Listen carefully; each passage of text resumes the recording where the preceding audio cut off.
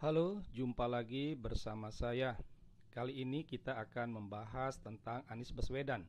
Namun sebelumnya kami mohon dukungannya untuk mengklik tombol-tombol yang ada di layar kaca Anda. Sebagaimana diketahui, kalau kita menyaksikan di media sosial, banyak sekali orang mengkritik Anies Baswedan. Ya, oleh karena itulah, pertanyaan kami, salah apa sebenarnya dengan Anies Baswedan? Ini merupakan tanggapan buat para pembenci, para hater Anies.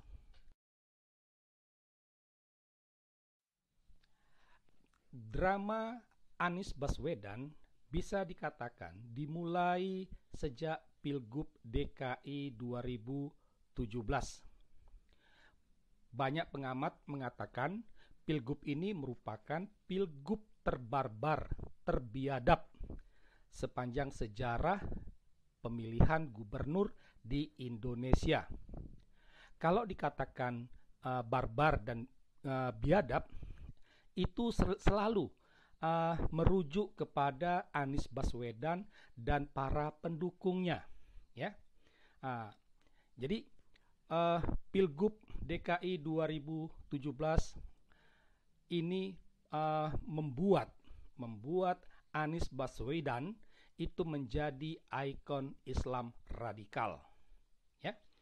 Nah, kita tahu bahwa di tahun 2024 nanti Anies Baswedan akan maju menjadi calon presiden. Ya. Nah, ini kembali menghidupkan aura Islam radikal. Karena apa? Karena Anies Baswedan sendiri sudah diidentikan dengan Islam radikal. Anies Baswedan itu merupakan ikon Islam radikal. Ya. Nah, bahkan banyak pengamat mengatakan Pilpres 2024 nanti itu merupakan Pilpres pertarungan antara Islam radikal dan nasionalis. Bahkan tak sedikit juga pengamat mengatakan meramalkan Pilpres nanti merupakan Pilpres yang terpanas, bahkan terbarbar dalam sejarah pemilu Indonesia.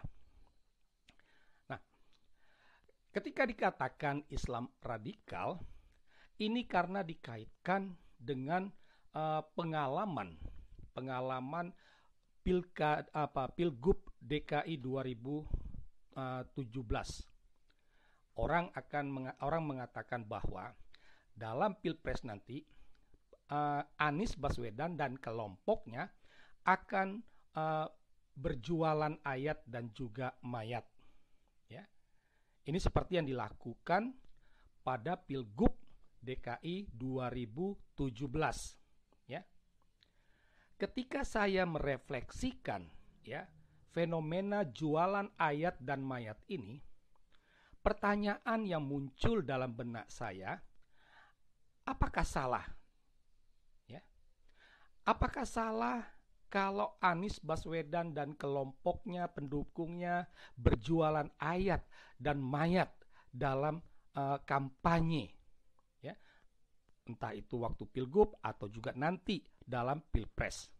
Ya. Kalau saya renungkan, yang dilakukan oleh kelompok ini tidaklah salah. Karena apa? Karena mereka menjalankan ajaran agamanya. Ya. Ya, mereka menjalankan ajaran agamanya. Jualan mayat itu karena dalam ayat-ayat Al-Quran itu ada perintah untuk tidak memilih pemimpin kafir, untuk tidak memilih pemimpin togut. Ya. Perintah ini langsung dari Allah. Ya. Allah menghendaki ini. Hal yang sama juga dengan jualan mayat, karena dasarnya ada dalam ayat Al-Quran, surah At-Taubah. Allah menghendaki ini. Oleh karena itulah, apakah salah ketika Anies Baswedan dan pendukungnya berjualan ayat dan mayat dalam kampanye? Jelas sama sekali tidak, karena mereka menjalankan ajaran agamanya. Mereka melaksanakan perintah Allahnya. Ya. Karena apa? Al-Quran itu merupakan wahyu Allah. Itu. Jadi jualan ayat dan jualan mayat itu merupakan kehendak Allah. Nah, dari ulasan kita di atas tadi, kita sampai pada kesimpulan. Dapat dikatakan, kritik orang atas Anies Baswedan itu lebih didasarkan pada nalar akal sehat dan juga hati nurani. Bagi mereka, secara akal sehat dan juga hati nurani, tidak pantas dan tidak layak ketika kampanye menjatuhkan lawan dengan menggunakan ayat-ayat dan juga ayat-ayat Al-Quran. Tidak pantas menggunakan ajaran agama. Kesannya seperti itu. Di sini ya tampak jelas bahwa mereka lebih takut pada hukum sipil daripada hukum Allah. Ya. Sementara aksi Anies Baswedan dan para pendukungnya itu lebih didasarkan pada ajaran agama dan perintah Allahnya. Jadi karena memang Allahnya sudah memerintahkan demikian. Ya. Jadi masa ketika orang melaksanakan ajaran agamanya, ketika orang melaksanakan perintah Allahnya, kok malah dikritik, kok malah dilarang? Kan tidak enak, tidak bagus. Ya. Jadi di sini tampak jelas bahwa apa yang dilakukan Anies Baswedan dan para pendukungnya mau menunjukkan mereka itu takut pada hukum Allah. Ya. Jadi lebih taat mereka kepada Allah daripada hukum sipil. Karena taat pada hukum Allah inilah mereka tidak menggunakan nalar akal sehat dan juga hati nurani.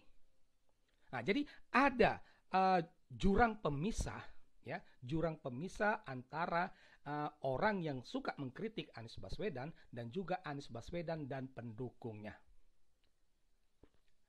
Bukan lantas berarti jurang pemisah ini tetap dipelihara, ya, dan malah harus diadukan terus-menerus.